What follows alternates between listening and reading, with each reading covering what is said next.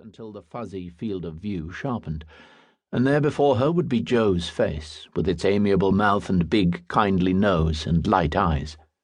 And those eyes would be staring up at her, seeing her, identifying her through the plane window and the wrong end of the telescope, turning cold with anger at this invasion of his privacy.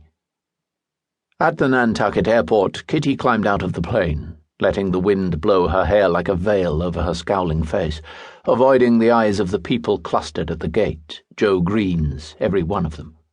He had multiplied. He was just at the edge of her averted gaze. He was looking through the baggage on the pavement. He was shouting greetings into the wind. He was selling her a local paper and a map of the island. He was handing her the key to her rented car. He was crowding the waiting room.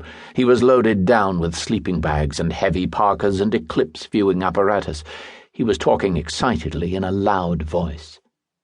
All the Joe Greens were exchanging congratulations about the brilliant day after the storm during the night, and they were swapping information about what to watch for, the solar corona and Bailey's beads and the shadow bands, and the flash of red at the very end. But, of course, when any of these multitudinous Joe Greens opened his mouth, Kitty knew it wasn't really Joe, because his voice had been different. She couldn't remember it exactly, but it wasn't this one or that one. So it was a relief to find the little green car in the parking lot, just where the man had said it would be, and her key worked in the lock, and she got in and slammed the door, grateful to be out of the wind, and dumped her bag on the seat beside her, and heaved a great sigh. Joe Green couldn't see her now, unless, of course, he was that man off vaguely to the left climbing into a station wagon. There, now he was gone. Kitty started the engine to warm the car and unfolded her new map. Where was that long neck of sand she had seen from the air? There had been a lighthouse at the end, but the rest of the long sandy beach had looked roadless and deserted. There it was, Great Point. She would go to Great Point. How much time did she have? She looked at her watch. Almost 2 hours before the partial phase of the eclipse began, 3 before totality. And it was the 2.5 minutes of totality that she had come to see, when the light of the sun would be completely blocked out by the moon, and the sky would darken and the solar corona would appear. It was supposed to be awe-inspiring, breathtaking, wonderful. 3 hours.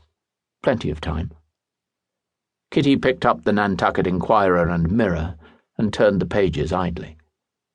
On page 1 there was a picture of Nantucket's Maria Mitchell Observatory and an article about the expeditions from Johns Hopkins and the Oceanographic Institute at Woods Hole. They were going to photograph the eclipse at the observatory and make spectrographic studies of the solar prominences. They would all be there now, thought Kitty, the scientists, milling around, checking their instruments, getting ready, jubilant because of the crystal sky after last night's storm. There was an article with the headline, What to Look For, and Kitty made a mental note to read it carefully later on. Then a name caught her eye. Homer Kelly. Homer Kelly? It had a familiar ring somehow. She ran her eye down the paragraph. Ex-Lieutenant Detective Homer Kelly, noted scholar in the field of 19th century American literature, is spending a few weeks on the island to complete his study of the men who sailed with Melville. Oh, yes, that was who Homer Kelly was. Kitty had read the biography of Thoreau he had written with his wife. What did this article mean by calling him an ex-lieutenant detective? Had he been some kind of policeman? Well, enough of that. Kitty folded the newspaper and stuck it into her bag, which was a roomy canvas carryall with a pair of leather handles. Then she looked at the map again. To get to Great Point, she would have to go west first, then turn a sharp corner and head northeast on a road marked Pulpis. Good. Kitty put the map into her carryall next to the newspaper and shifted gears. On the road, she kept her eyes straight ahead, looking neither left nor right, while Joe Greens whizzed past her every now and then, going the other way. There were torn leaves and twigs on the pavement, and Kitty guessed they had been blown off in last night's storm. Soft tires only beyond this point. The road had petered out into sand beyond the big grey shuttered hotel, and now it had come to an end altogether.